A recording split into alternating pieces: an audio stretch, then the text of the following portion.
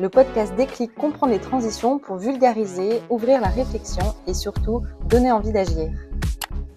Bonjour et bienvenue dans le podcast Déclic comprendre les transitions dans lequel nous explorons les coulisses des transformations managériales, numériques et environnementales des individus et des organisations. Nouvel épisode, nouvel invité. Aujourd'hui, on est ravis de recevoir Juliette Siozac. Bonjour Juliette. Bonjour. Tu es la créatrice du premier mouvement francophone d'atelier bien-être, Mon Moment Magique. On va en parler. Tu as lancé donc ce moment magique seul en 2015 et aujourd'hui, tu animes un réseau de plus de 1000 ambassadrices. Première question qu'on a envie de te poser, Juliette. À quel moment as-tu senti que ton projet devait passer d'une aventure individuelle à une organisation collective ? Eh ben, je l'ai pas senti. Ça s'est fait tout seul, en fait. Et c'était vraiment, au début, c'est parti d'une expérience de vie personnelle, plus de maman aussi, où j'étais tranquillement, je faisais mes petits trucs dans mon coin. Et puis, tout d'un coup, ça a pris de l'élan avec le succès auprès des participants. Et ça s'est, ça s'est fait tout seul. La première ambassadrice est arrivée à moi, et puis la deuxième. Et puis, du coup, je me suis adaptée. J'avais un peu l'impression d'être à la fois la tête dans le guidon et en même temps d'être portée par quelque chose de plus grand que moi. Et du coup, j'ai suivi ce chemin-là. J'ai senti qu'il fallait aller plus loin, qu'il fallait que je développe ça au-delà d'Aix. Et puis, et ça s'est fait comme ça, en fait. Et qu'est-ce que ça t'apporte dans cette aventure collective aujourd'hui pour toi personnellement Moi, je suis hyper fière. Ouais, de la fierté. Ouais, de la fierté. Ça fait 11 ans, j'ai fêté les 11 ans le mois dernier. Et si on m'avait dit il y a 11 ans que ça allait prendre, que j'allais vivre tout ça, mais je l'aurais jamais cru, en fait. Tu as donc lancé en 2015 Mon Moment Magique. Construire une organisation autour du bien-être comme tu le fais, autour des émotions et du sensible, c'est pas un modèle classique, mais nécessaire en 2026. Quelles sont les principales étapes pour structurer, pour les auditeurs qui nous écoutent, qui nous regardent, cette croissance sans perdre l'essence d'un projet ? Alors, il faut déjà remettre les choses dans leur contexte, c'est-à-dire qu'en 2015, il n'y avait pas, personne faisait du développement personnel pour les enfants. Parce que moi, j'ai commencé avec les enfants, aujourd'hui il y a les adultes aussi, mais c'était le premier public. Personne n'avait de communauté et personne faisait des formations en ligne. Donc, moi, j'ai été pionnière sur plein de trucs où j'ai été, inspirée, où j'ai suivi mon intuition et j'ai créé tout ça.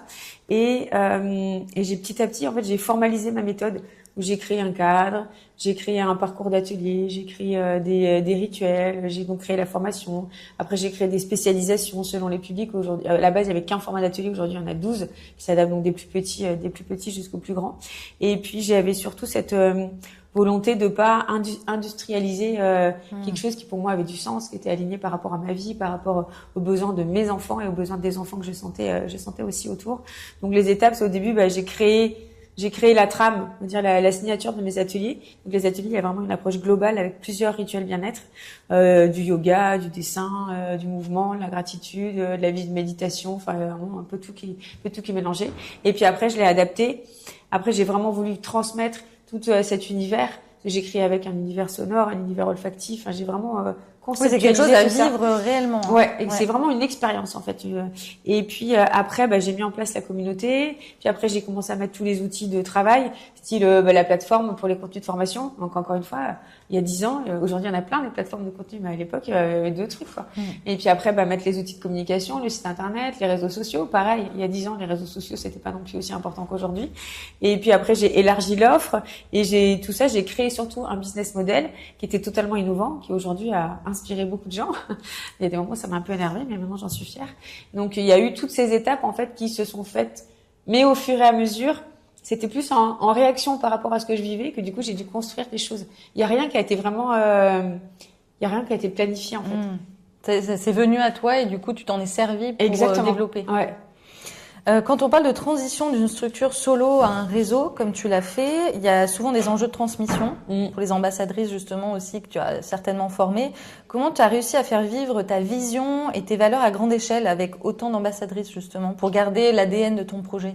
Alors, je pense que c'est plutôt, on dit que quand on élève les enfants, ils apprennent aussi par l'imitation du comportement des parents. Et je pense que ça c'est pareil avec les ambassadrices, où j'ai tellement incarné ce projet, ces ateliers, j'ai écrit un livre, enfin, il y a vraiment tout qui était hyper cohérent.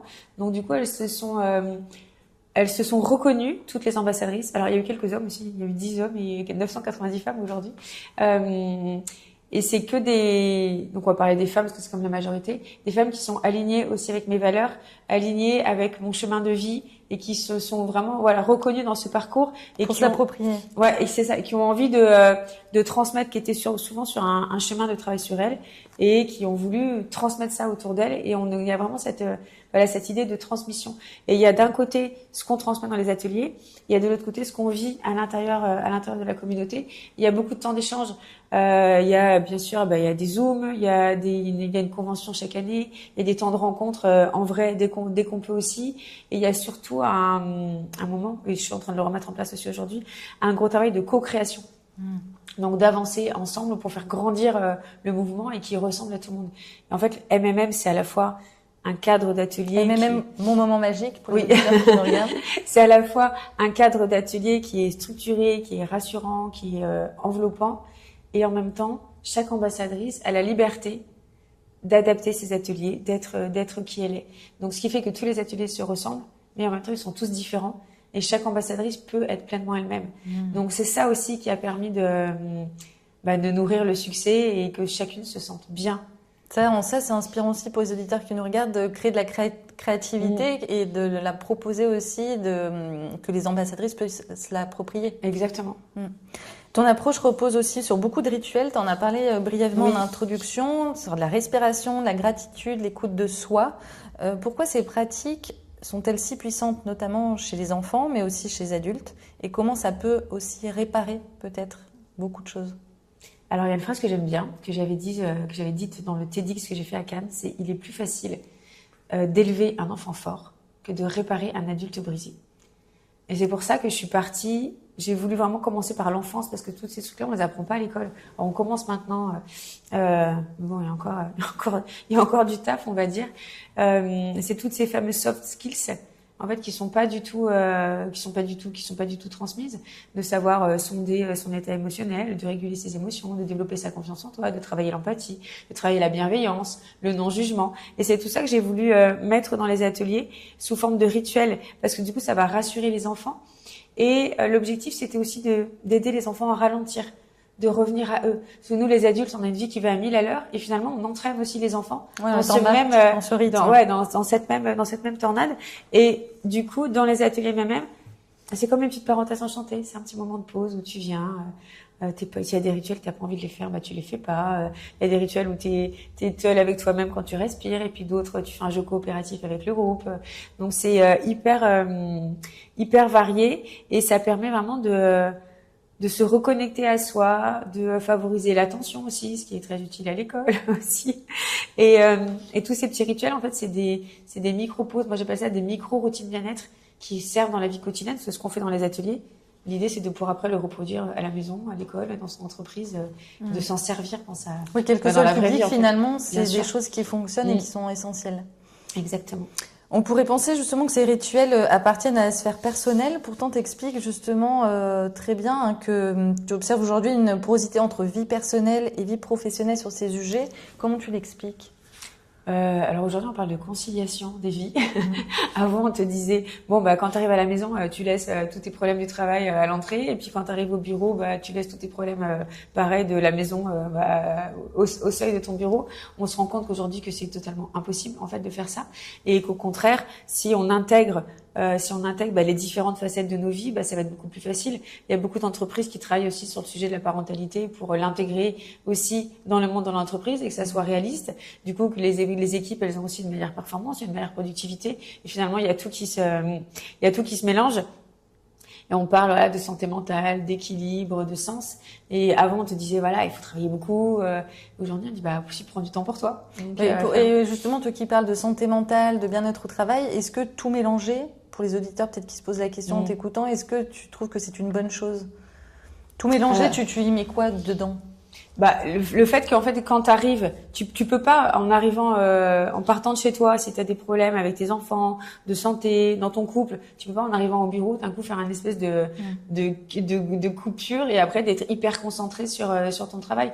Donc, c'est après de favoriser aussi la discussion, l'échange, et là aussi, toutes les valeurs dont on parlait tout à l'heure, la bienveillance, le non-jugement, l'empathie, c'est hyper important aussi d'avoir ça dans le monde de l'entreprise pour que chacun puisse se sentir bien, chacun puisse se sentir aussi reconnu dans des problématiques qu'il traverse, et que du coup, si tu te sens écouté, tu vas être aussi plus performant, plus concentré, plus efficace. Oui, ça nous permet de trouver une place aussi dans le monde de l'entreprise Bien aussi, sûr. avec tout ce qu'on embarque de personnel au sein d'une organisation. Exactement. Concrètement, comment un dirigeant ou un manager là, qui nous écoute dans Déclic peut s'approprier ces outils dans son quotidien que tu développes sans que ça paraisse un peu déconnecté ou artificiel dans un cadre pro? Alors, tous les outils, nous, qu'on développe avec Mon Moment Magique, c'est que des choses qui sont simples, qui sont rapides, qui sont efficaces, qui sont pérennes, et tout en étant ludiques et joyeux aussi. Parce que l'idée, c'est vraiment de faire des micro-pauses bien-être tout au long de la journée. Ça peut être juste 3 respirations profondes avant de rentrer dans une réunion qui est un peu stressante.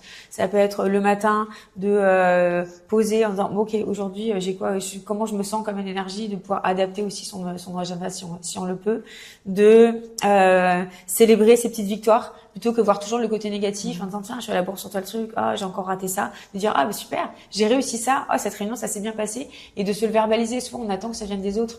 Donc finalement on n'est jamais mieux servi que par soi-même, et d'être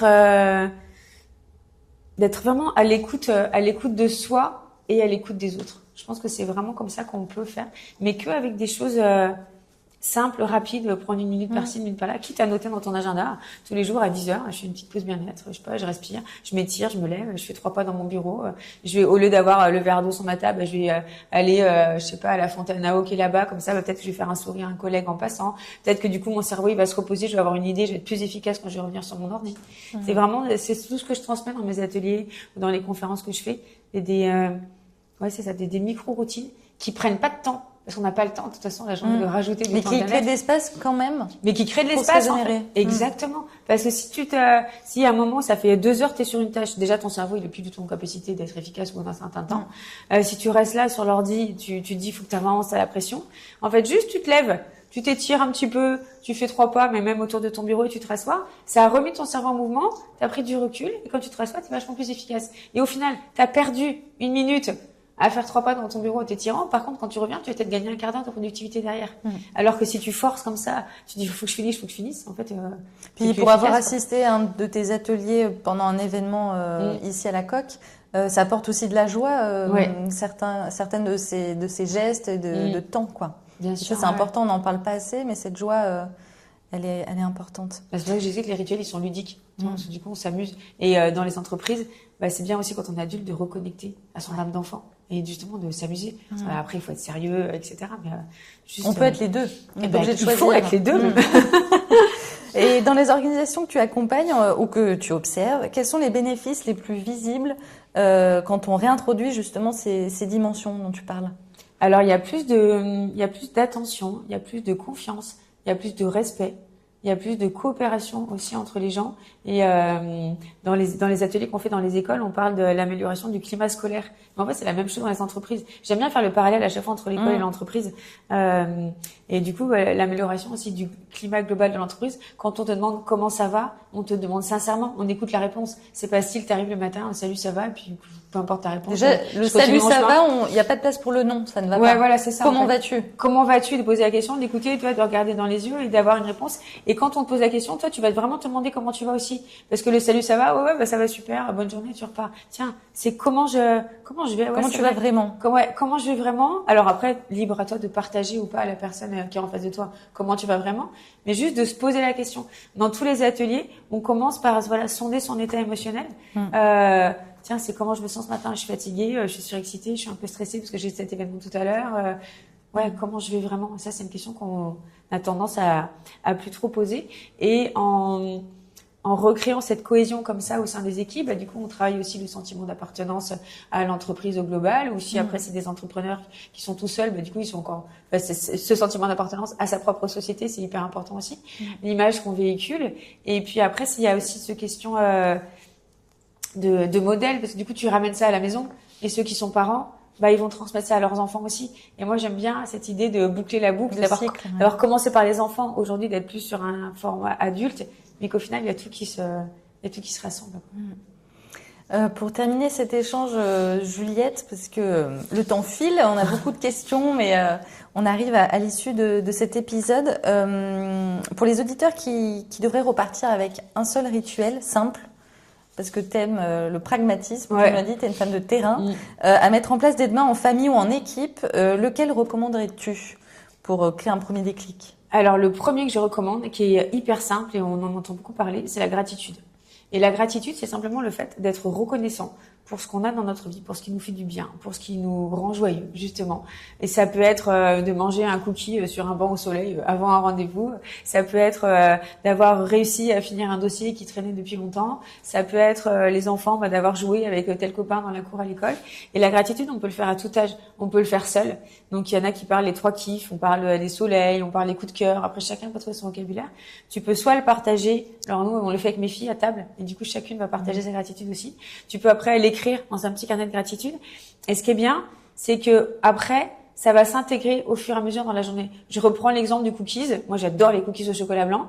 Je sais que régulièrement, je le note dans mes kiffs. Et du coup, à chaque fois que je sais que je vais manger un cookies au chocolat blanc, déjà d'avance, je sais que ça va être un super moment et ça me remplit de joie avant, en fait.